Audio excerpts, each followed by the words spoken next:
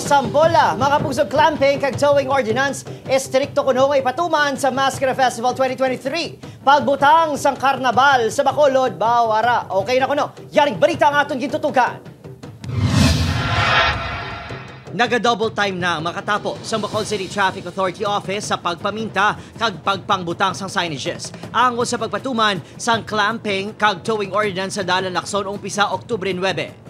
Hindi ko na mag-isol ang bitaw sa pagpanghangkat sa publiko nga dapat masampulan ng mga pasaway nga driver nga nagapinagusto lang sa pagpark sa ilang salakyan sa kilidalan. Nakahanda ng duha ka towing equipment nga gamiton. Ipasiguro man nga matuman ang duha ka color codes. Pula mo ng absolute two-way zone or anytime no parking and anytime.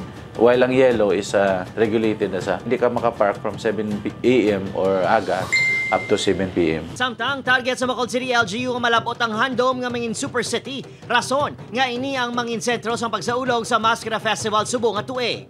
May 8 tanan ka festival highlights ang Mascara. Kag kalamanan diri ang hiwaton sa Bacolod Public Plaza.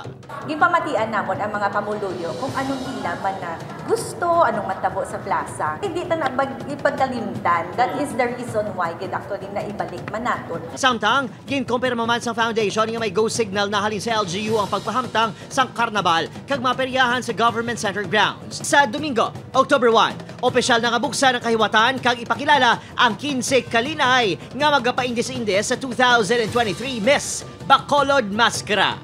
Upod, Kiril Kisilio, Adrian Priatos, 1 Western Visayas.